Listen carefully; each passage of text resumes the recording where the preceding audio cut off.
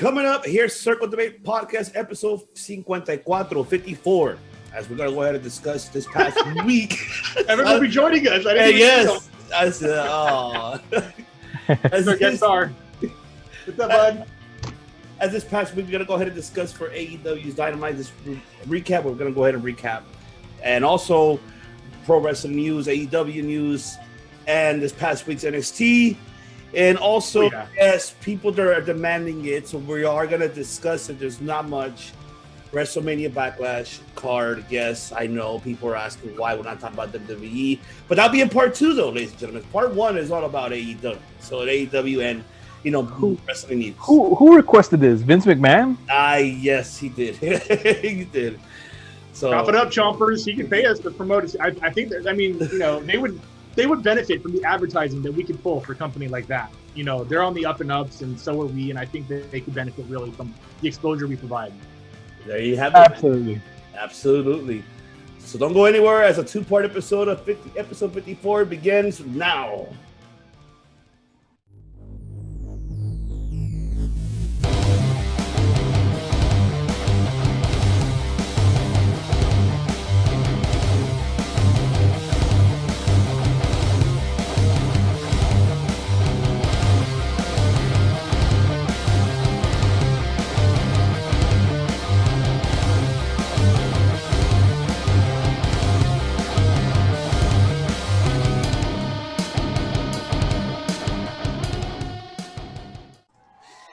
Welcome, everyone, to the Circle of Debate Podcast, episode number 54. 54 episodes in, ladies and gentlemen.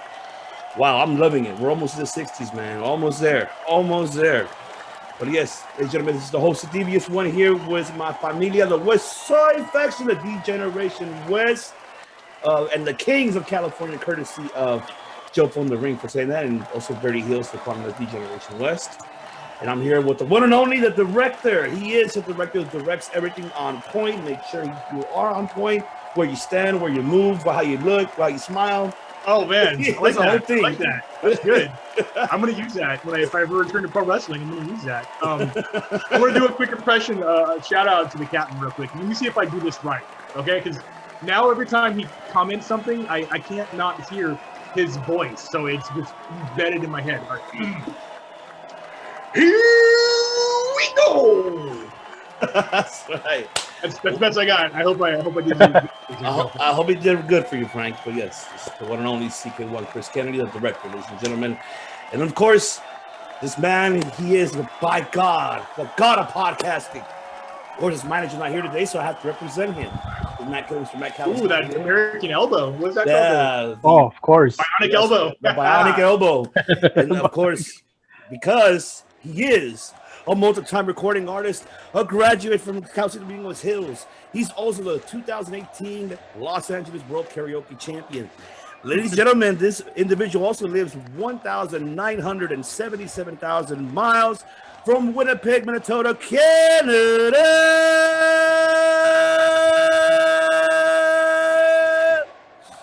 Because he is the master disaster, the king of sting, the man with the plan, Money Mike Lopez. I'm telling you guys, I'm saying it right now. When the pandemic ends and all restrictions are lifted, I'm gonna make my way out to Montreal to go live to Joe in the Ring. I'm saying it now. I'll be there. So the only reason Mike has not become the 2020 and 2021 karaoke champion is because there haven't been karaoke bars in the past year. That's the thing. No title to defend, so he's still the reigning champion. Wait a minute. What happened with 2019, bro? They haven't mailed it out yet, so yeah, I can't proclaim it until it's here. I'd like to put Justin Roberts on notice. I'm just coming for your job, homie. You better start stepping up that life game. Shit, I guess so, right? Yeah, I'm gonna have to. He does a better job, Moxie. Than I can't do it. That's too much for me. That's right. He's wearing the shirt, ladies and gentlemen. I love it. But yes, ladies and gentlemen, let's get on to the action. So now we're gonna go ahead and discuss this past week. AEW. That's right. Write it down, Mike. There you go. That's right. So yes, let's get into it. Now, everybody was excited. We talked about it last week, and now we got the great opening match that everybody wanted to see. We did see it this past Friday on New Japan USA. We did see the tag team match, which involved the Blue Justice, Yuji Nagata and John Moxley. And now we saw the opening match for the IWGP US Championship. Of course, great upset for John Moxley defeating Yuji Nagata. Good thing is that this match was New Japan rules, no interference. 20 count 20 second out of the 20, ring count. Out of the ring count. Yes, thank you. And also, like I said, all New Japan rules, no interference. I was happy that thank God no elite came out. Everything was straight shooting match. I could have wanted more from it, but we got enough from it. So I'm gonna go with the director. Talk to me. Your thoughts about this opening match? Yeah. Okay. So TV time afforded for sure. This was on a TV show on cable, an hour-long show that had a lot of story to tell, which is why it was underwhelming, considering who was in the match, and it was the first match of the night. I get that this was just a sample. This is some forbidden door taste testing here, seeing how well that door opening that direction would do. It was like a 6-minute match. So there wasn't a whole lot to tell. So I love that door's open, that this match did happen, but we all know that this match would have been a barn burner if it was in Japan during a pay-per-view event. Agreed. That's all it was. It was just a sample platter of what could be done. Introduced Yuji Nagata, reintroduced Yuji to the American crowd, who I guess 22 years since he's been on TNT, which is wild. Yeah, just is what it is, man. It's good. It wasn't great. We're not talking about it next week as the all-time best AEW matches of all time, but hopefully it leads to Mox going to Japan to defend that title again, and they get a full-fledged storied match. Absolutely. Muddy Mike, do you agree with that? Wild thing, man. Oh, there you go. Yeah, I wanted to talk about that. Thank you. Go. I love the Trogs. The Trogs, they're just AEW is doing something special with music right now. And as soon as they hit that, I was like, my heart filled up. I was like, yeah, it was shelling out the cash for licensed music and a lot of money, because that song is about 60 years old and costs a pretty penny, I'm sure. Was that what, like 1966, 69, somewhere around there? Something like, and that was the original version. That wasn't the Hendrix version. No, it wasn't the Hendrix either. This was the original lo-fi, garage band, shitty quality, but it sounded great. Hell yeah, music, man. And it went well with Moxley, but I want to hear Mike's thoughts about that. It definitely threw me off for sure. No, it's great, man. You know, if only we could get the Sandman come out on Dynamite and have Tony Khan hit up Metallica and be like, you know what, guys, let me get the rights to this thing and have the crowd. Then the crowd, it's not just the chorus like with Judas. It was the whole song. Oh, he paused. Glacier got him. Come back, Glacier. Dark Order. High five. Back, Mike. Oh my God, no, Mike. Oh man, I was just waiting for him to finish it. Let's see. Can we get Glacier back? I screen grabbed that. There you go. Yeah, there you go. Glacier took over because yes, I'm on my cheap computer, so that it's gonna happen here and there. But Glacier wants his revenge for what I said about him on Twitter. Anywho, so yeah, man, Inner Sandman, you know, Wild Thing, I should say. The doors, the forbidden doors are opening, not just, you know, intra-promotional, but musically, right? Yeah. You know, the Pixies with Orange Cassidy, you know, Jungle Boy with Jungle Boy, you know, all that. Whoa, or however it goes. Mm-hmm. I think it is some Harlem Heat on accident, but you got the vibe. Absolutely. But, you know, the great thing is that this is just part of the story. That was just the entrance. We get to the match here and everything that this means. This kind of opens, again, the door to further exploration of AEW and New Japan collaborating, right? You know, not just here in the States, but hopefully once pandemic is over there in Japan. Hopefully over there, like Chris said, you know, on pay-per-view, barn burner for sure. So this is just the beginning of it. This is, the start of something, and it's going good so far. So I look forward to the rest. I agree with you 100%. When you said that it would be cool if Tony Khan had paid for Sandman, and we were talking about the Trogs, who that song came out in 1965. Oh, that's I couldn't help but imagine Mr. Sandman, sing me a song. So now what I want to do is I want to go grab an old school Sandman, like Living Dangerously pay-per-view entrance, and then just put that over it and just watch it. Why has that not been done? It might have been. I'm gonna do it either way, but that's just. Anyways, yeah, go continue.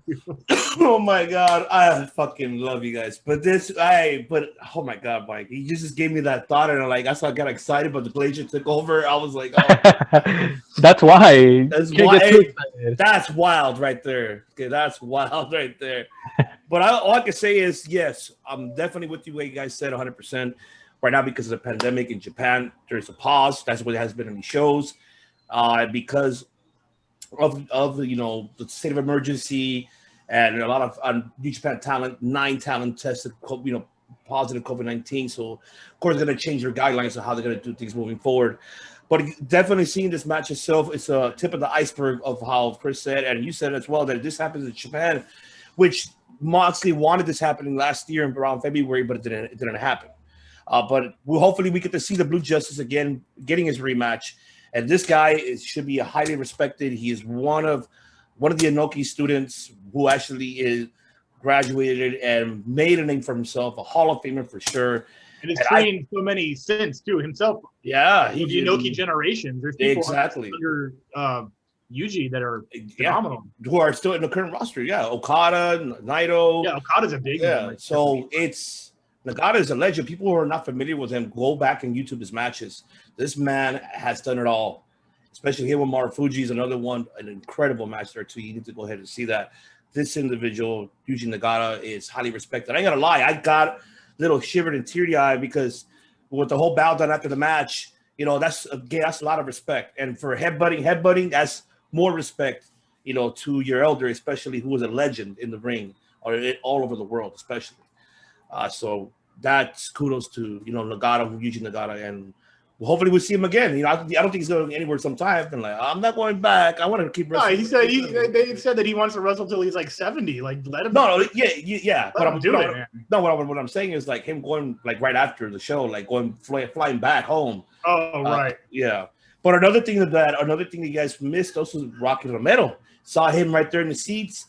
Of course, you mentioned about Forbidden Doors. It's by the looks of it now, they're going to be having, this is my opinion, ladies and gentlemen, my opinion, that they might be having New Japan talent, USA, Strong Style, working alongside with AEW talent, since right now the actual Japan members cannot come to the States because of the whole COVID restrictions. Certain individuals, but not all. But this will definitely be, I'll keep an eye on, because seeing Rocky there on stage, in the crowd, all right, something. It's like bringing back the old school Ring of Honor, old school PWG, old school man. It's like a little reunion. The band's getting back together, right? So that's what it feels like. All right, so I want to move on to this next segment. A lot of people were ups and downs giving this promo a bash, but I want to hear your guys' thought. And of course, it's a patriotic promo coming out of not the Nightmare, the American Dream. What's up with that? What's up with that? Well, let me tell you what's up with that. Basically, right now, see, nobody's trademarked it. It's out there up in the window. WWE's not really doing much with it, and Cody couldn't fight back with it either. So he's taking the risk of going ahead and using the name. Fuck it. I'm going to take it, and I'm going to use it. And it makes sense with this promo that he come out, with the whole patriotic scene, him being with the, about living a dream, that Mantigo came over here to live a dream. And he almost cried because of the daughter, of his newborn daughter. Kind of brought up a lot of things that are happening now and previously in current events around the world. So a lot of people did not like that. And some people did enjoy that patriotic promo. Brandy did defended it on her Twitter. She put it out. She defended that promo from Cody. So, but I want to hear you guys' thoughts about it. So I'll go with you, Money Mike. Your thoughts about this patriotic promo. Did you enjoy that? Were you impressed, or you were like, huh? You know what? This reminded me of the first Dynamite right after the pandemic, or when it all started, the lockdown. The promo started, and Cody was the one talking, of course. He's I don't know verbatim what he said, but if he related it to, see, she disagrees with you. Yes, my dogs disagree with me right now. They see where I'm going with this. That Cody was talking about COVID and all this and that. We have to stand together, but he mixed it in with whatever feud he was going in at the time. It works. There's a world in wrestling. There's real life. There's a reality. These people live in the real world, right? So personally, I don't mind it. He wanted to express how he felt, and did it have to do with wrestling? No, not at all. But it's relatable. There's people out there that can relate with this, and a lot of people at that. Because the amount of I guess you could say people that or interracial people, right, is growing. It's a growing community. Indeed. And his daughter is going to be a part of that community, multicultural, and he did not attack anything. He did not say anti this or anti that. It was it's a union, it's a unit thing, and I'm all for it. Honestly, I approve it, and I'm all for it. Yes. All right, director, do you agree with that? Agree with Mike approving it? Yeah. I don't care if Mike approves or disapproves. That's not really like, I'm not going to try to change. It's not like I approve of his approval. The Cody situation directly, though, it was a long-winded, almost awkward way to just say that he's changing his name to the American Dream. I get the nationalistic aspect of it's America versus UK, and Anthony Ogogo disrespected the American flag, and it's okay to be American and to be proud of where you're from. And I get that that's a sensitive subject for a lot of people because they associate, they can be like, oh, you're proud to be American. What are you, like a racist hick who voted for Trump? Like, that's not my opinion of any of this. That's just an example of a negative connotation of saying you're proud to be from a country you're from. Right. And I think you could be proud to be from where you're from and also address the negative things that whatever represent things that you're not proud of. It's fine. It was just and then he brought in the race thing. And I'm like, well, was Anthony Ogogo attacking race?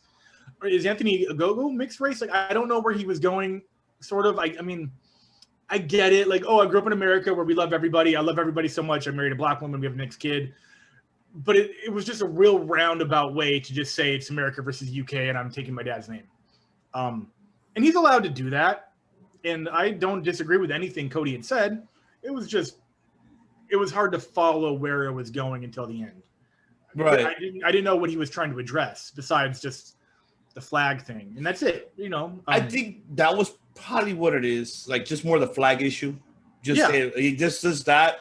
But I get your point. Him just kind of like implementing those current events was going on. Like he went real current and real politically deep on it. And I know that he's trying to rile up the troops behind his flag. And that's fine. I mean, Sergeant Slaughter did that up until he didn't do that. He did that. Right. But that was a time when we were in a war, literally in a war, and we needed Sergeant Slaughter as the man with the plan. Controversy, man. Yeah, it wasn't, I don't know. It just seemed too intricate and deep and almost pandering. It's the whole Team America World Police, like America. Fuck yeah! Yeah, it was very much that, and it almost came off as a parody of itself. With the point being the name change, and it's American Nightmare versus British Bomber. I don't know if Anthony Ogogo's got a nickname, but yeah, that's my opinion about it. It's can we trademark that? The British Bomber. British Bomber. Well, I know the Bronx Bomber was an actual boxer, so. Mike, you're not British, bro. Don't even try. You're not British. Matt can't even be British either. But yeah, oh man, America, fuck yeah. It felt very that. That's what I it's his right to I'm not disagreeing with the sentiment behind it at all. It was just like Cody he runs the company. He can take 20 minutes if he wants to. It is what it is. Yeah. So now we already got we'll get the answer, but it's already official. Obviously, Tony Khan made it official. So now we're going to see the American Dream versus Anthony Gogo. What does that even mean? Is he going to come out with a Bumblebee suit with Sapphire and drop the elbow and do all this shit and talk with a really thick accent that couldn't understand? I'm curious too. I'm with you on that. I don't know what's he going to go with it, but the way how it looks to it is going to be very patriotic. If Cody comes out with a Bumblebee singlet and Brandy's dressed like Sapphire, I'm watching AEW forever. Something tells me this is going to be like your Rocky IV movie style, pretty much, or like a Rocky III, maybe you could say, like how Mr. T was involved. Like, something, well, actually more 4 because it's more patriotic. I was thinking Rocky 7, Adrian's Revenge. Which one? Rocky 7, Adrian's Revenge. He gets in the ring. Oh, anyways, I don't know what the next segment is. But if that, I don't know if that does happen. I'll be surprised because this is the way how this is a build-up is more patriotic than your Rocky IV. That's what it feels like. So we'll find out. We'll wait and see. We still got enough time. Now let's jump on to the saddest day of all time. Oh, I know, yes, right? I am sad because we said it weeks ago. I didn't think it was going to happen, but it did. But I ain't gonna lie though. And my apologies for me going first, but I'm going to say what we're going to talk about. No, you're my apologies. We rotate order. Yes. So the Young Bucks defeated and retained their AEW tag team titles versus SCU. No more. This is the worst town I've ever been in. Man, these fucking hicks, fucking idiots, fucking smell like shit. Man, fuck this town. That's how kids area it is, Man, and Mike would have been like, man, I would love to have been home back in Southern California. Oh, man, I miss those segments, man. Oh, I'm crying, right? Like, you son of a bitches, White. But this match itself overall was amazing. Just all over the top. There was a lot. Yes, bravissimo, yes. But it was just, yes, it was a lot of color, but it wasn't intentional. Things shit happens. Oh, I know. I didn't watch. I didn't look up. He super kicked him to the ring post, and he literally ate shit on it. That was a shoot, right? That was, that was gnarly. That was a lot. It was a lot. It was in the perfect spot for a work. Absolutely, it was, and just seeing that, it's not going to scar up, and you can stitch it easily. Mm-hmm. But that match itself was great overall. Yes, and this is also what I forgot to mention as well. This episode of Dynamite itself was nothing but a straight shoot on WWE. Also I know. Straight on WWE. I know where you're going, and I'm very excited to go. Oh yeah. And by the way, which Poppy Uncle Seltzer piece of he already didn't like it. He spoiled it. He spoiled it for the people before on Dynamite that they were going to go ahead and do this HBK story with the SCU. He did say that. Of course, they're best friends. They call each other with the Young Bucks. That's why their finisher is a Meltzer driver for that reason, right? Yeah. So, of course, they told them at least a sneak peek of what they're going to do, and he spoiled it for everyone the day before, which we thank you very much. But I'm... Wait, hold on a second. Because, first of all, I don't listen to that whatever guy. First of all, why would you listen to that guy? It ruins the surprise. If you know that that's what he's known for, and then you're upset by it. He's more known of giving bullshit facts, but I didn't expect. I thought this was bullshit, but then it did happen. So, right. I had no idea, and when I saw it happen. No, I loved it. I didn't know either. Yeah. I love that. I love that part. Of course, the part where he was upset that CD was bleeding. It was blood all over on Matt Jackson's shoes. So I love that. It was $1,000 shoes, by the way. $1,000 shoes. Oh, beautiful. The match overall was incredible. Just the way how Daniels kept on going and going to keep on fighting. And yes, a lot of people bash about the fact that There was the aftermath went short very quick because they had to go to the back, cameras in the back to see Moxley and Kingston destroying the Elite's locker room. But then during the commercial, they showed that they hugged, they embraced, it's over. And then the after post show, they did have Kazarian just thinking about what happened. But I hate that. I'm sorry, Tony Khan, you did not give him enough time. Even though you gave him a great time on the match itself, but I wish you could have given them that great farewell for SCU. Oh, yeah. That's exactly. They should have really organized that and structured it correctly, because you're honestly this is my personal opinion, ladies and gentlemen. I feel that it's like you're pretty much brushing them off like nothing. And I feel insulted. For God's sake, from Southern California, God damn it. Oh, shit. Sorry. I don't like saying that word. But yes, I just said, just like not giving him that emotional goodbye is what I wanted to see from SCU. Because we all knew they were going to lose this match. But trust me, it happened. I only knew because it was a title match. I really would like to have been non-title match, and if you win, you get a title shot at nothing. They win this one, lose it all or nothing. That would have been the perfect fucking story. I'm with you on that. I think that should have happened. I think that would have been the best place to do it, to end it at Double or Nothing. You go out on a win and then a big loss, but you go out on a bigger stage. And I don't know, singles? Are they going singles? They're going singles, man. I think obviously they have to because they can't team up together. But no. The way how it is, I think CD is going to be more behind the scenes. He is literally talent relations. Yeah, he's up in late 40s, I'd assume. 51 years Jesus old. Christ. So Kazarian's not far behind because he's about 47, 48. Yeah. 47, 48. But the fact is they both look great because it looks we'll get into this, but phenomenal. Yes, exactly. Oh my God, yeah. You just brought that up. I was gonna bring that up. Man, just those tributes, I've never seen anyone else hit a Styles Clash with AJ. Maybe it's happened. I love it. I love that X Division throwback. That was so wild. Yeah, me too. I'm not lying. I was at the edge of my seats, and those they're about to win. They're about to win. SCU actually was gonna win, but that happened. So.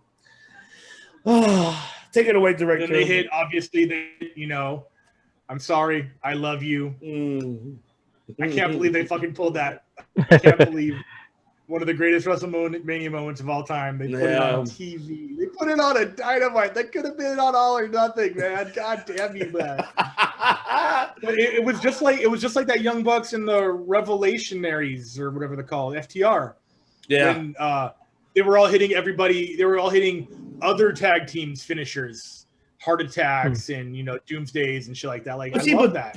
See, that is different because that was more. They're gonna run out of that eventually. They're gonna run out of throwback shit at some point. I think it might be a while. Nah, not anytime soon, bro. They have a lot of content they're able to do, and WWE is gonna do it, man. I mean, the Young Bucks are gonna do it.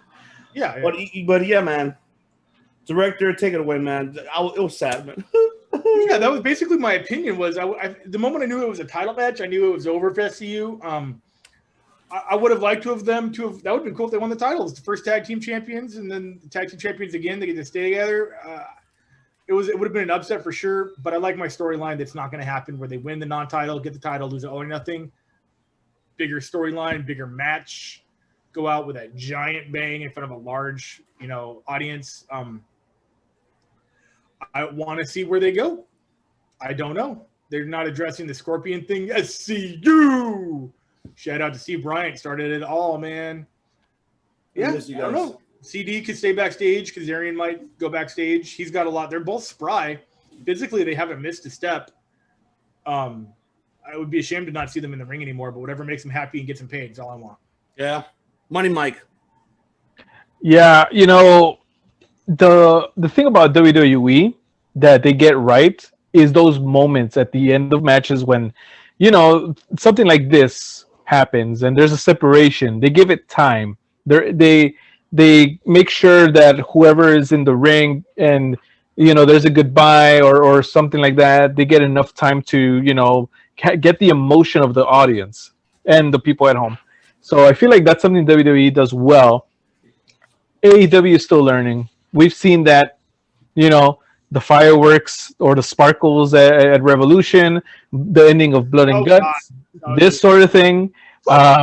Yeah, AEW is learning, hopefully learning, right, from these sort of things, and they'll get better at it, you know, as time progresses. But it seems that the bigger picture here is to get Mox and Eddie Kingston away from Omega and going towards the Bucks. I feel that that's what they've been trying to, or they're going to do. So that's why SCU was kind of the sacrificial lamb, if you will, in all of this. Like a spot on the roster of the tag division. Mm-hmm. Okay. So, you know, out with one and in comes the other. I mean, I don't think that's the 100% reason for it, but it just so happens, I feel like, you know, one tag team is splitting up. Well, we'll put these guys in. So I feel like that's something that's going on. And as for the match itself, I enjoyed the match. You know, I was surprised that they were able to call it Styles Clash. You know, I'm guessing WWE doesn't have that, right? AJ probably does. So, you know, the ownership to that, to the name of the move. I like the heel turn from the Young Bucks. It's kind of becoming, what kind of Jordans are they going to wear this week, sort of thing. So I'm enjoying that little part. But no, the blood on the shoes. How are you going to get that off, guys? So, or maybe they'll auction them. Who knows? But I'm trying to think of a reason why they would split them up. You know, but I didn't know their ages, so. You know, you're getting up there, so I'm pretty sure they're thinking about what's next after this. But, you know, it is what it is. Wow. Yeah. Yeah, I still don't know what's going on with the bulleting. Anything involved in the Bullet Club, it's the trajectory is scattered. Yeah. You know, for lack of a better term, it's a buckshot. It's like it's just they pulled the trigger on a big gun with a lot of members, and it's kind of like, where is it going to land? Okay. Let me see. Oh man, I'm just so sad. You guys are son of a bitches. You guys took away my SCU now. Oh well. All right, now let's move on to the one we were all waiting for. We said it last week. We mentioned last week about we mentioned that he was going to win. Now he did not win. It was a tie between Pac and Orange Cassidy for the number one contendership.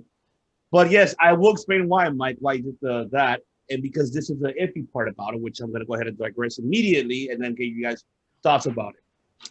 So we did it. The match was great. It was not bad, but there was a major botch that has a lot of major concerns in IO. Oh, guys, I didn't know about this. If you look at the match again, Orange did suffer a concussion. If you saw carefully how they killed time, he did suffer the concussion. After that super kick that he got from Pac. Okay. Oh, I saw that super kick, and I was like, he sold that very well. You know, he was out. I compared that to amateurs that I've seen on the indies sell a super kick, and then to Orange, I was like, that was clean. Mm-hmm. And then what made it worse was a power bomb. And if you saw how before there was a commercial break, how Pac was backing up and not even attacking. You see how it was. The only thing he did is kick him outside. I'll rewatch for that because I didn't notice that. Give him time to breathe. I thought it was really selling. No. Me too. Me too. But when I watched the replay again, I'm like, no, he got hurt. You could see by his eyes. If you look at his eyes, he was like trying to get his conscience back. Oh shit, he's pretty fucked up. And so that's why they had to do the Kenny Omega interference. So was that an audible? It was according going based on that it was supposed to be a double count out and no winner. No interference. Exactly. So no matter, no interference. So that was. But it was still supposed to be a double count out, leading to Kenny Omega saying, "I don't have an opponent." No, you have two opponents. Okay. Yeah, that was supposed to happen, but they flipped it and they switched it. So they did that angle of Omega interfering. You know, with Don coming out, Matt Callis coming out, obviously, and then then we see this. This happened, and then we did get now the announcement that it'll be a triple threat match. Now, if you watch, the camera never focused on Orange Cassidy. They always focus on Fox and focus on Audrey and Kenny. because the doctors were paying attention, were attending to Orange Cassidy. So they didn't put the camera angle on him at all. And you see how best friends came out rushing. Okay, we got to make sure he's fine. Because the whole time throughout the match, he was not at all there after that powerbomb. That was it. But it was a scary moment. We're the major concern, what I'm saying, because now we got to see if we're within 2 weeks away for this event to happen. We got to make sure. I mean, they got to make sure. Not us. I'm saying we, but they got to make sure that he's, he passes the protocol's concussion. Make sure he does not, he's able to compete on that triple threat match. If not, it might be a singles. So I'm taking it to you, Money Mike. Your thoughts? And do you feel that he'll be ready by 2 weeks for Double or Nothing? Orange Cassidy? I hope so. I think that this match could be pretty cool, entertaining. This kind of raises up concern, for a lot of people, for obviously the well-being of the wrestlers. There's been a number of injuries and things that have gone on since the beginning of AEW. That, oh my God, the whole thing with Ricky Starks also, oh my gosh, that was terrible. I feel that in the long run, people are, especially people inside of AEW, the higher ups, are going to see this, and in time are going to start putting restrictions on the talent, on things they may or may not be able to do or try out, I guess you could say, which kind of leads to the whole thing of, and I know the wrestling guy is probably going to listen to this, but a while ago we had a conversation on Circle of Debate, it's in the archives, about how NXT is, and I called it at the time a factory of wrestlers doing the exact same thing, same style, the WWE style, right? I do think in the long run, AEW is probably going to start doing the same thing because of the risks that involve so many different styles of different, people doing different things. So, hopefully people are more safe and careful because, we wouldn't want anybody to get injured, of course. But I do think that this is the beginning of that happening. There's going to be a kind of a restructure down the line, maybe years from now, of the AEW style. If you want to join in, you're going to have to learn how to do things in the AEW way, and it all starts with these sort of situations, I think. The way. You got to be the way. Director. Yeah, see, obviously, amount and protecting your opponent and all that good stuff that you're all trained to do. So, that being accidents happen. I don't think Pac has a reputation for being stiff about anything. It might have just been unfortunate series of events. Hope Orange is okay. I think I'm not, obviously a doctor of any kind, but I know that there are now doctors that are specifically looking into the effects of CTE, concussions, how to predict them, how to control them. And then I know that there's also protocol for how long you can return to athletic competition from when a concussion is diagnosed. I think it's much longer than the 2 weeks we need for All or Nothing.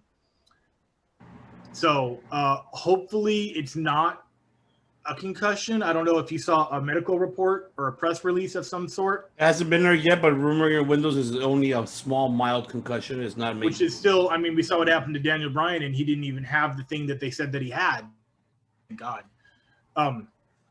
But then we see cases where people do have that, and it just you never heal from a concussion. You just add to them. Yeah. You recover.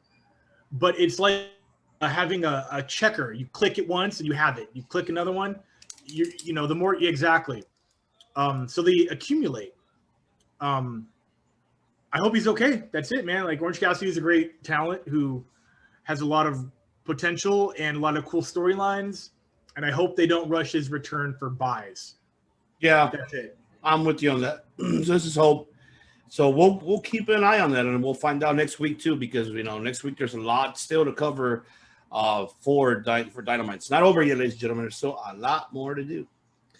Now we get to this other WWE segment. Yes, I'm saying it. because It really was, bro. It really was. I mean, come on. We can cover this pretty quickly. Yeah. Oh, yeah. I mean, there's nothing much to cover. It's just pretty much the pinnacle celebrating. And then, of course, we did see the Inner Circle. Looks like Jericho. We all thought Jericho was going to take some time off. I guess not.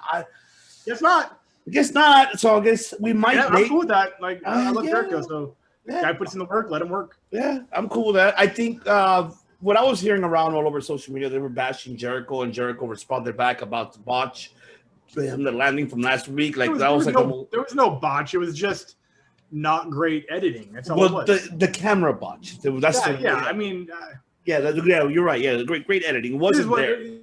Well, we've talked about it last week. It's fine. Right. And then we get of course, the rematch that they want.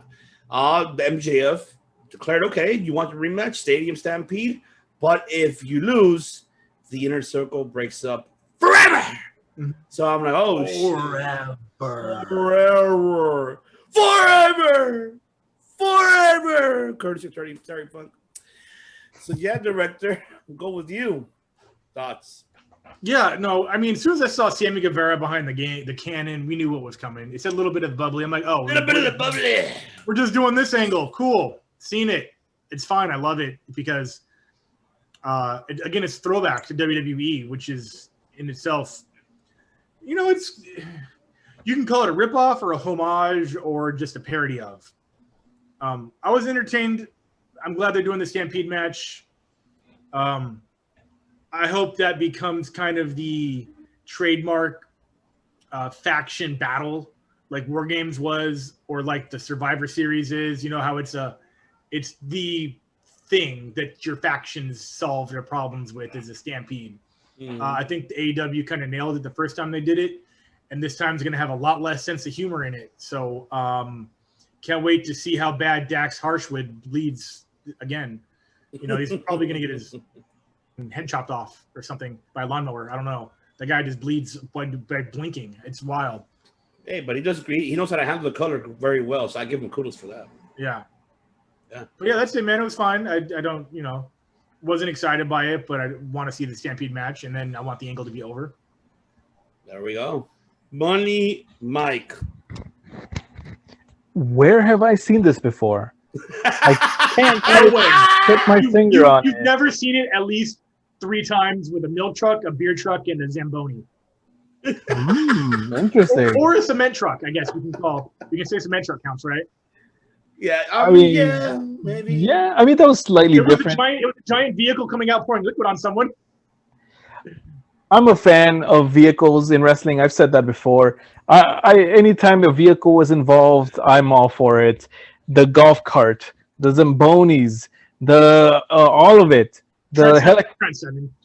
Trent's mom in a van. Trent's mom in a van. Yes, anytime a vehicle is involved. Was it Chuck Taylor's mom? I don't remember.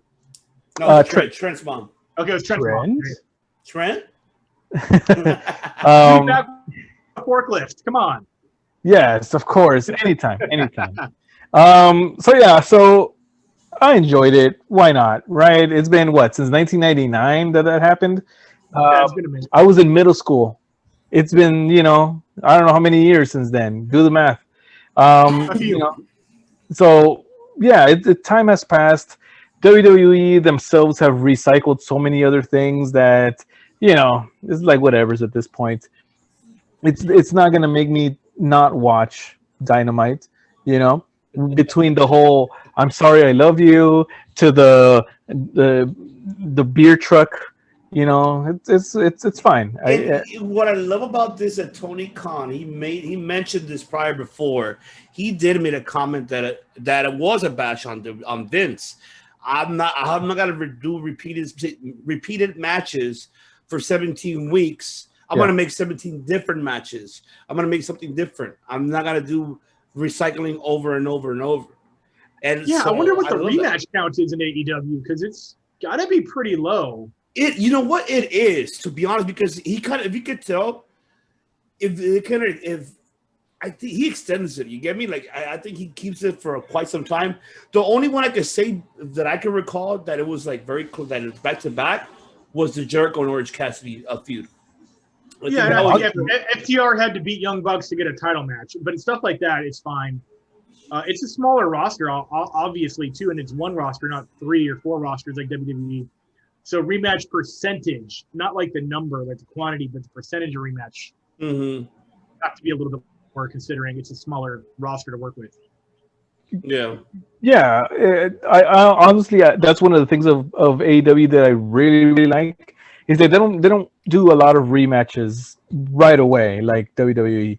Yeah, how many Drew McIntyre versus Bobby Lashley matches do we need? Well, there's like 4 coming up already. I think they're Oh, fighting all the gosh. time to Backlash, right? Yeah, we'll talk about a part 2 about that. That'll be a triple threat match, but yeah. Anywho, Oh, I know. point being, as long as they don't do the Katie Vick thing again or do a repeat of that, I'm fine. AEW can do whatever they want. Thank you. Woo! There you have it. There you go. Woo. And now let's get to the main event of the evening, ladies and gentlemen. And let me get up for this one because yes, we called it. We fucking called it. We fucking called it. I'm sorry. There was a few moments though where I was like, "Oh, they're doing it. They're putting Darby over on this one. They're doing a surprise thing," and I would have been pretty okay with that. And I say okay, I would have been like, the surprise factor would have been the thing that got me. I'm like, "Oh, nice." But it didn't. Miro Day, ladies and gentlemen. Miro Day. Miro Day. Miro Day. That is right. Congratulations to Miro becoming the new TNT World Champion. And there you go. Celebration for you, Miro. Yes. Right? Fireworks. That's right, because they're happy. After all this time that Darby, we've been talking about it for weeks and weeks. We watched our archive, ladies and gentlemen. Watch our archives. We have discussed it. That Darby needs to lose this championship, and this was the right time, and this was the right moment that it did. And also, we did see interference from, of course, Ethan Page's Scorpio with Sting. Then, with the aftermath, then we see Lance Archer, which I said last week, I would not mind to see Lance and Miro for that title. I cannot. If that happens, woo! That's what I said. That was my move. We all said it. It's happening. We all said it. We all said it. We all said it. But yeah, No, but Darby you started it. We finished it. Darby and Lance would have been the most ridiculous feud because that'd be like Luchasaurus versus Marco Stunt. Like,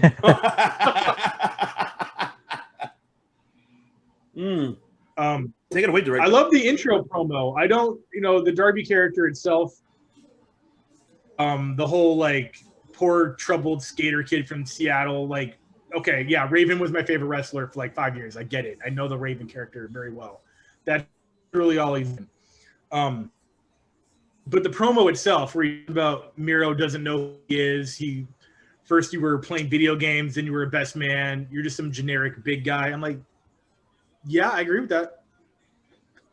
I thought that was pretty cool. His promos are pretty interesting, but the match itself, yeah, I thought it was gonna go down that way. Pretty sure. I hope he does. That's the new version of the Accolade, where it's a rear naked choke with the camel clutch. I like that version more than the traditional camel clutch. I think because it was Where he takes you back. Yeah, but he was smaller. That's why. His leg with the hooks in. That's sick. I like. I know where you're getting at. If he keeps it that way, kind of, how like the wall, like the lion timber, like Jericho. The lion tamer and the wall Jericho were different, but I like the lion tamer more because he puts the knee in the back. It's not just the boxing. With the accolade. Well, he calls it game over. With the accolade, it's usually just a camel clutch or a Steiner recliner, which is with the legs up on the hips. I hate the Steiner. With this, he sat back into a rear naked choke position with the hooks, and I was like, that's sick. That's cool. I'm gonna get shitted on, but yes, I don't like the Steiner recliner. No, I'm not a big fan of it. It's stupid. I prefer more. Really, like you're just flexing. You're not doing shit. You're putting it right here, and you're like. Yeah, I mean, I've tapped from that in a shoot match before, so like it's real. No, I know it's real. I mean, but I'm saying I prefer more, him doing the game over, and then obviously putting like going back. Great. Yeah, when he got back, dude, I was like, that's sick as fuck. I hope he keeps it that way. All right, Money Mike. Yeah, to me it was kind of like the equivalent of Kurt Angle lying down while he was doing the ankle lock and wrapping his legs. The original Ken Shamrock version, like the heel hook that he tapped out Pat Smith at UFC 1 with. Yes, that. Just believe me, that's what happened.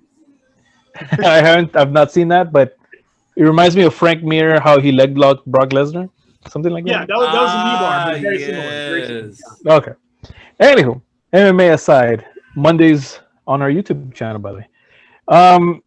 So where was it going with this? Oh, Miro.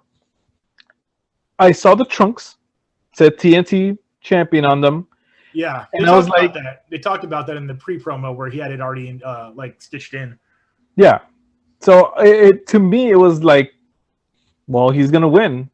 But then during the match, I was like, wait a minute, is he gonna lose? You know, and that's what I enjoy right there.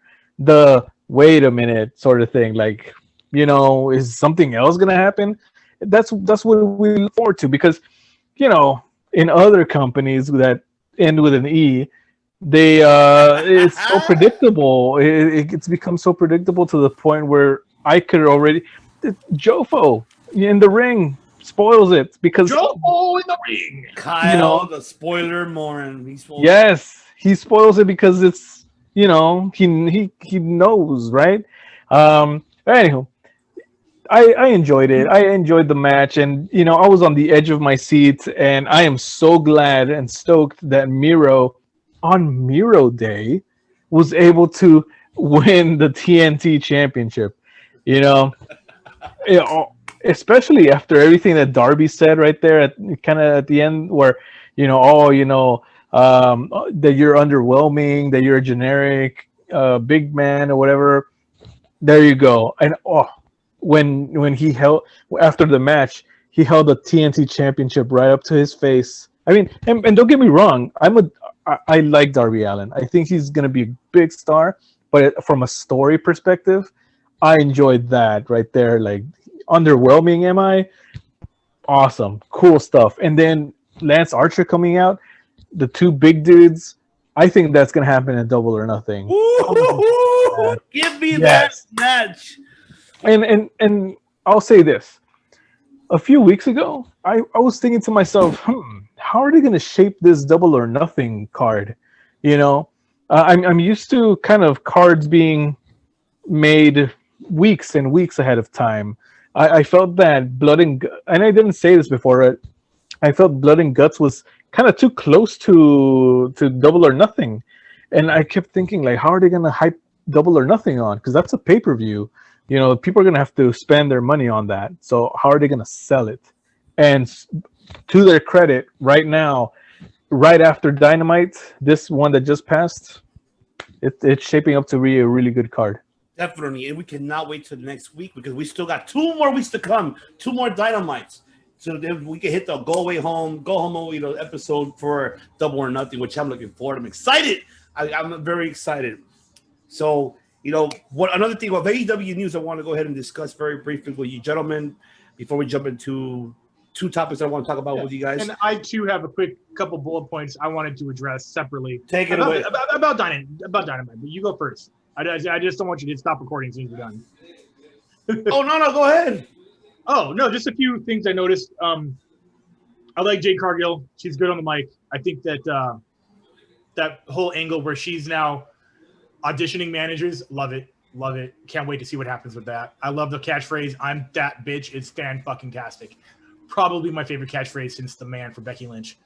Another thing I noticed, and this is something I should have noticed sooner the whole time, and it's only happened once, but when there's a major announcement or corporate something to say about something that's happening on the on-air segments, there's no GM that comes out. You don't have a figurehead. You don't have a Bischoff or a Brad Maddox, or you don't have a Vince coming out and saying something. It's always Tony. Tony Schiavone, not Tony Khan. Tony Khan has come out once. It's Tony Schiavone. I think Tony Khan came out once to make some announcement about the Impact thing like a month ago, but he's usually off TV. And I really like that because it doesn't paint a heel of a boss storyline at all. Raw always has a general manager. They're always a heel, unless it's like Mick Foley was like manager for a while. And I was like, I just realized after like a year and a half that it's always Schiavone coming out saying, well, I heard from the boys in the back, or I just got a call from corporate. This is the thing that's happening now. It's never someone coming out making a heel announcement, taking the heat and the thunder away from the actual talent. And I was like, oh, wow. I should have noticed that sooner. It's pretty awesome. Playa, and you get a match with the Undertaker. Yeah, dude. God damn it. The original measure of the Undertaker, Teddy Long. He did it last week on the old school one. Yeah. Who did he told? I think he told shit. Was it Sammy, right? Or was it Sammy, or who was it, Mike? I forgot. I don't watch. Oh, I know he told somebody. He's like, "Oh, you're gonna go 1-on-1 with the Undertaker." Like, he's retired. Oh shit. Yeah. Right. I don't know what that is. That sounds like something I would have chuckled at and then turned the channel. I would have too. And then the last thing is one of the last things that happened was God damn it, man. This would be weird. But I think Sting's first match is going to be in a tag match with Darby Allin versus Sky Page. I think that's what that is. I love that name, right? Sky Page. Yeah, not Skynet Terminator, but Sky Page. I don't know. I just made that up. Thank you. I have my moment. Fantastic. Trademark. Love it. But I think that'll happen at All or Nothing. I think there's like 2 Dynamites left. It's in like 2 weeks. Yeah. So I think we have time to build that up. But That's there's a reason. That's gonna be a street fight, bro. Yeah, probably. It'll probably be like some vert ramp skate park. Steve-O is the referee type of deal. Yeah, shit. I like that. That's a really good idea. Hey, Tony Khan, brother, go Tony Neil. Khan. I live down the street from Steve-O. I can make that happen. Definitely. But those are my after. I mean, Britt Baker's promo was kind of cool. She was being very serious and not very high energy like usual. I believed every word she said. I think she's taking the title. I think it's not going to be a clean win. But yeah, that's happening too. So that's pretty much it, man. Just those few little segments that I think needed to be addressed very quickly. Absolutely, and I'm glad you're doing it because that's how we're going to be doing it, ladies and gentlemen. So if in case you've been asking why we're missing these points, the director will direct you to those valid points because he's going to say it at the end. And there you have it. We're going to be hearing that moving forward, ladies and gentlemen. So wanted to give very briefly before we will move on to part 2. Then I got to go to work, director. Very briefly. I do. Yes. So Tessa Daga deal with AEW fell off. They were close. Oh, really? Close. Then it fell off. Is she not Diamond Mine? No, she's not at NXT. But I heard that the rumors in your windows, they're going to win more. But the biggest cue is will it take Daga as well. But right now, they're more on Tessa. Tessa is free. Obviously, she's a free agent. She hasn't wrestled since the last time we saw her back in, March. In the Warrior Wrestling up in the East Coast, Independence. Right. But ever since then, there haven't been she's been doing seminars, been doing training, but that's it. Her man is AAA, I think, light heavyweight or a middleweight champion. AAA, I don't know what he is exactly. Did he get stripped? Did he get stripped? I heard. I don't know. I have no idea if he got stripped. Not confirmed. But I know he still works for them. You heard it here first. You heard it here first, ladies and gentlemen. So that's what the fallout, unfortunately. The other thing I wanted to bring up very briefly because now that's only AEW. Now let's go to quick pro wrestling news. But before pro wrestling news, do not forget, ladies and gentlemen, this Saturday, which is tomorrow, do not forget, tune in on Championship Wrestling from Memphis as they will be crowning their first ever World Heritage Champion. And also in the Grind City Rumble. So make sure you watch that on their YouTube channel. Make sure you subscribe. It'll be noon Central Time. Obviously, here in our time will be 9 a.m. 10 a.m. Pacific Standard Time. So make sure that you tune in to Championship Wrestling from Memphis because as you saw the interviews we had with Austin Lane, with Precious, and of course with Van Vicious, the delicious one. So we don't know. My girlfriend's favorite wrestler. Oh shit! Don't say that because now the missus now is like, who's him? I'm like, oh great, here we go. Yeah, well he is your girlfriend's favorite wrestler. So make sure you watch that on the YouTube channel. Stay tuned for that. We will giving our thoughts about that next week, and I cannot wait. Who will be crowned the first World Heavyweight Champion? And also, not forget tonight New Japan Collision as well. Make sure you tune into that tonight on NewJapanWorld.com, 7:00 Pacific Standard Time, 10 p.m. Eastern Time.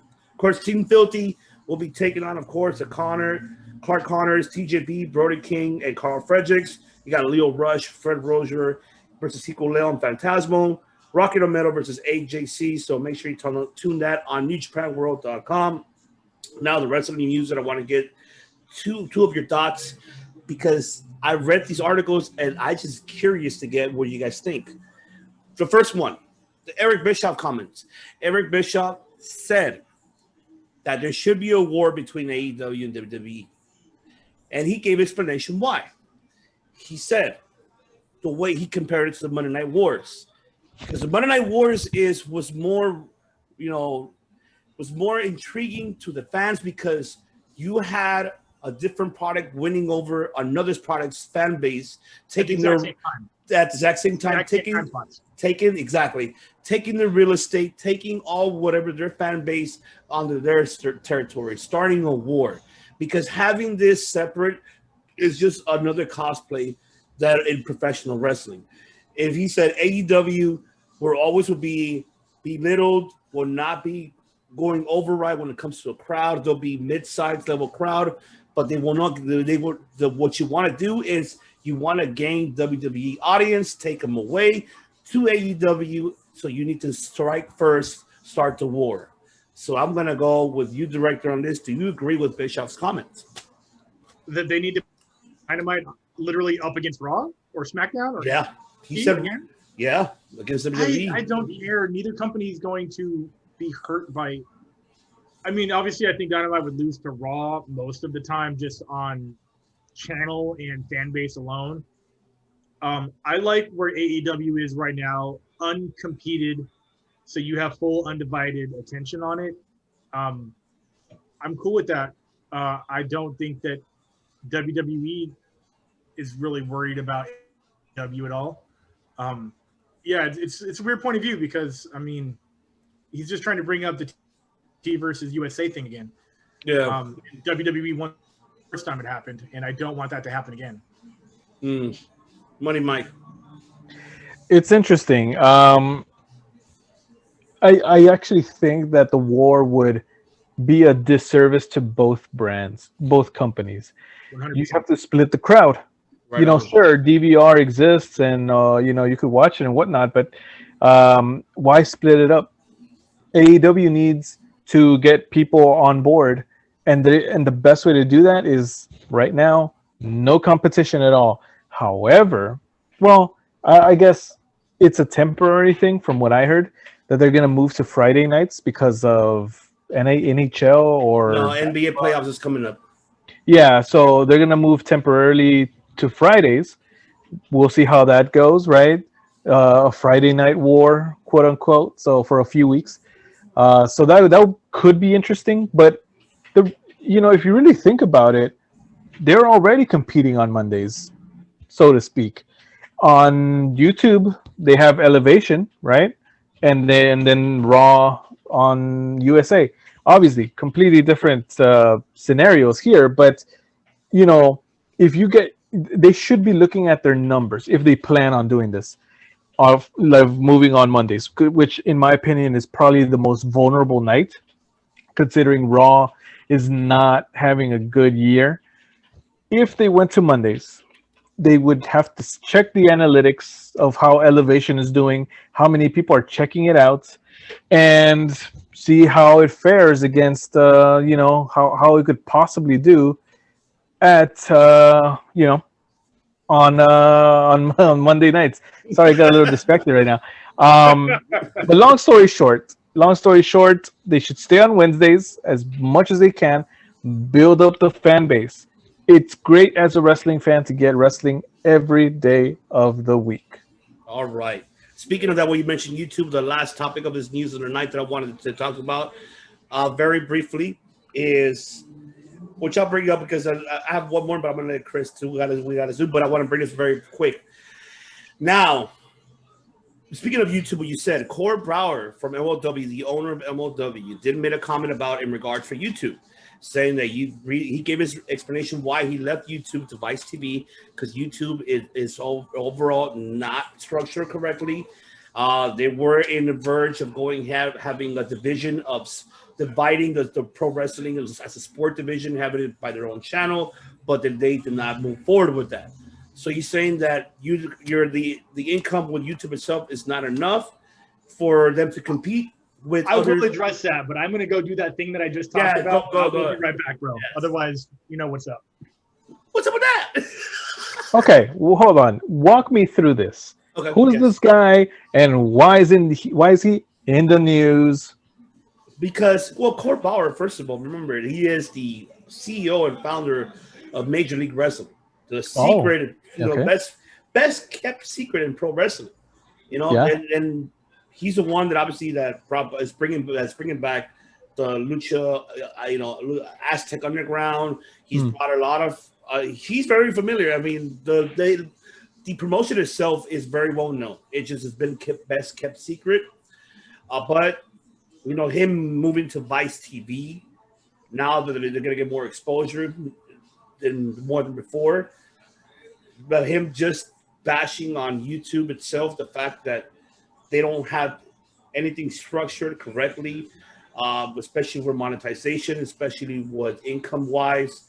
He's pretty much stating that they don't have a structure, they don't know what to do, because at this moment you have a lot of live streaming channels that are winning. He's saying, look at the Paul brothers, like the ones who bought Fight TV. Look at them, or look at Oh. Title Network. I know, right? That's another. Like, look at Fight TV. Look at Title Match Network. Look at Hulu. Look at Roku. Look at all these other channels that they're dividing their categories as a sport, not in YouTube, but like how YouTube TV. You know how they have that monthly, so Yeah. they don't. Then it's not divided. They don't have like like a package, for example. Kind of like when you order like a DirecTV or anything, like something that will have the audience, us as fans, to purchase that product. He's saying that it hurts for pro wrestling to be free on YouTube. It hurts wrestling, or it hurts his company? It hurts wrestling. He feels that it will hurt wrestling to continue to be free on YouTube. I think it's hurting his company. I feel like that's what's going on. I'm sure he could care less what happens on AEW and WWE. I'm sure because, okay, let's look at it this way. YouTube is not the sole provider of income for a lot of creators, channels, all what have you. There's merch, there's all sorts of stuff that that intakes money. Sponsorships. Right now we're on the tail end, it seems like, of the pandemic. Live events are going to start popping up. They could make some income off of that. Meet and greets, right? Mm-hmm. So there's ways around it. The thing about YouTube is that it could reach a wide audience that could therefore log into your product, and you have things like Patreon where you could give exclusives and stuff like that. There's ways. I feel like it's kind of, we haven't started Circle of Debate promotions yet, but if we were, we would be looking at every single different avenue where we can make some income. And I think that YouTube is definitely not just the only way about it. So I don't know. I think there's more to it. Yeah, and plus we're not doing Patreon anyways. What the hell? We're not doing Patreon. Like, oh, we have exclusive shit. Just pay us $5, $6, $10 a month, and we give you some exclusive. No, I'm sorry, we're not fucking Poppy Seltzer and his other side piece. No. That's how much little I know about. And I'm not gonna pay $9.99 a month to subscribe to their bullshit. Or just giving their bullshit. Nah, Charlie Holmes. Nah. But yeah, director, I want to hear your thoughts. Should pro wrestling be free on YouTube? Should there be a structure on YouTube itself in regards to pro wrestling? Nothing that you pay people to do should be free. Copyrights exist for a reason. Now, I do think that it is good marketing for a company to set aside a fund to create free content that will funnel people into a paid product. Obviously, bands put out a single and they want to buy the record. That's always the format. You put out a trailer for a movie to go see the movie. I think there is nothing wrong with that format at all. I'm against, pirating content. I don't know if the MLW gentleman is having his shit put up on YouTube and not receiving a dime for it. I don't think that's fair. I know there's a lot of controversy. Controversy? It's a new word. behind, Love how YouTube works running its paid sponsorship program, how many subs you have to get. You got to stay active. You have to have views, likes, comments. And then you also have to fall under the category of made for kids to have ads running on your program to get, a very small percentage. But then you can also yourself run ads within your own commercial. Like right now, I could say we are currently sponsored by this brand. Go buy their stuff, and then we'll get a kickback from that brand where YouTube won't take a percentage. That's a smart way to go. A lot of people do that, which is a way to circumvent not paying YouTube anything.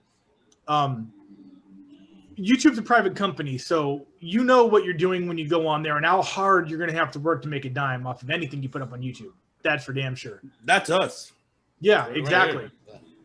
But we love YouTube, man. We love you guys. Thank you. Absolutely, for sure, man. Thank you for allowing us to. That's right. That is right. So is the argument that he thinks that you should be paid for a product that you're creating and putting out? Basically, his argument is that pro wrestling should not be free on YouTube, and that he's saying that YouTube has no structure of how to pretty much put out a product, and how not dividing the categories of sports and entertainment, and like Hulu, like Fight TV, like don't they do that though? That's pretty good. Title Match Network. It doesn't really make sense. He's just saying that it's no structure. Yeah, see, I don't know. I know the gentleman. I don't know how well versed he is in social media itself. I know the algorithm, which is where a channel of social media, YouTube, for example, will curate what it thinks you like based on what you search yourself. So, for example, I'm on my personal YouTube homepage that's curated to my particular tastes that YouTube thinks I may like based on what I've watched. Right. And there's video game tutorial, a comedian podcast, heavy metal music video, pro wrestling. You don't even want to know what YouTube recommends me. My goodness.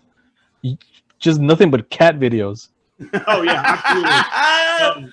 So YouTube in itself is pretty smart because it's digging a little deeper into what I like. It's using the algorithm to send me stuff that it knows I would like, and it's not wrong, but that's because I picked it that way. Mm-hmm. Now, if YouTube did set up a channel system based on click here for sports, here for something else, what are they going to put at the top of that? The most watched, most profitable versions of each one of those formats. So if he's like, oh, my pro wrestling isn't getting any views because it's not on a sports page. I'm like, it's not really going to help because you're going to get NBA, you're going to get web gems, you're going to get LeBron views. You're not going to get pro wrestling at the top of a sports channel. Now, if there's a sports entertainment channel, maybe. Yeah. I'm with you on that, 100%. So I think it's a teardown between his not understanding, perhaps, how the algorithm and YouTube itself works, and then me also agreeing that maybe they could pay you a little bit more, but also you should work for what you earn. Agreed. Like I make music, and I wouldn't, want to give it out for free. If someone I mean, obviously I am kind of doing that because I have a YouTube channel with some of my original music that I'm not getting a dime from because I don't make any views. I don't get a lot of views, which is, it's fine. Give me the views. Follow me on Instagram. Views. I don't know how to use my hands. Chris Kennedy Guitar. Sorry, Sammy Guevara vlog. Sorry. Right. But again, nothing worth doing is worth doing for. If you're good at something, get paid to do it. The Joker. I don't exactly know where his disconnect is. There are complaints that can be made, but there are benefits that can be made for sure. But it has this. Is someone specifically pirating his shit and putting it up on YouTube, or is he putting it up on YouTube and YouTube's not paying him what he thinks he's worth? I think it's either YouTube's not paying what he's worth, and also I feel like that I feel that it's not getting enough sponsorship, not getting enough exposure.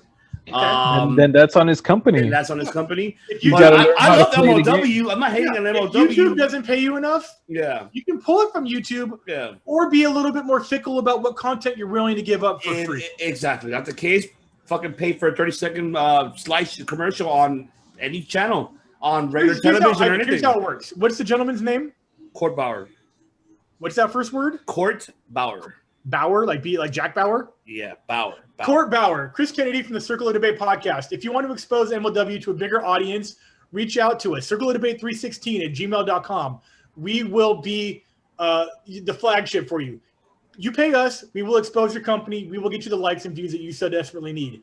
That's how sponsorship works. There you go. And I mean, here it has with George McKay, so I mean, he's straight talk. MLW Rewind every time. But The man is never wrong. The man is never wrong. That's right. Now, the last one of the before I let you go, my apologies, because this is a breaking news that we had. Yes. Breaking news. So yes, Selena Vega was spotted, and it's confirmed that she is spotted at the Performance Center. They did some kind of film work.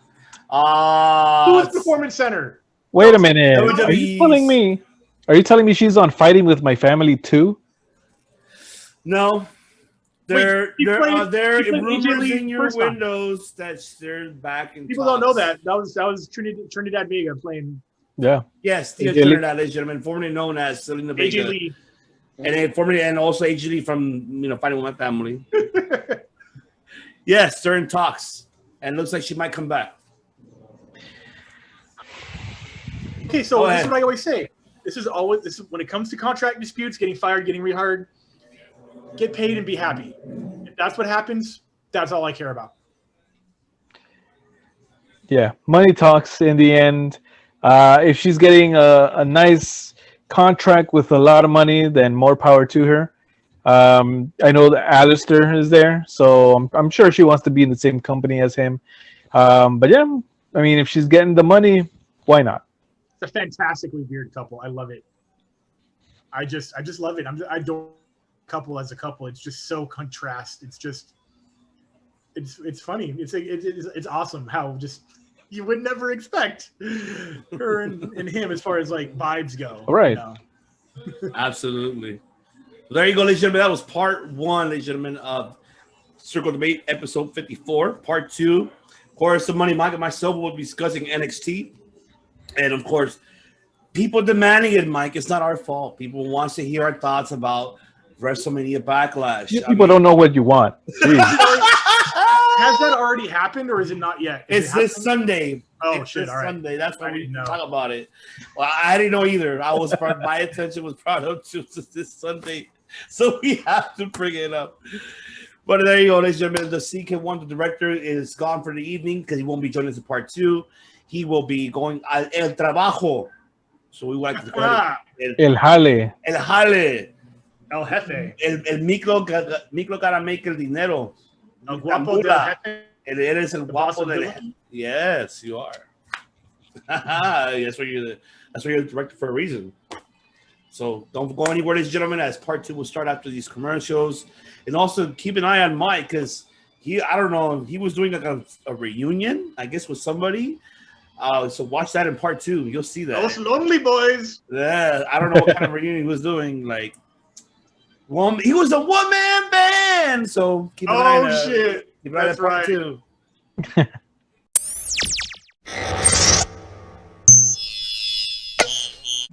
Okay. Hello. Money Mike. Chris Kennedy. Matt Callis. God damn, oh shit, they fucked, dude.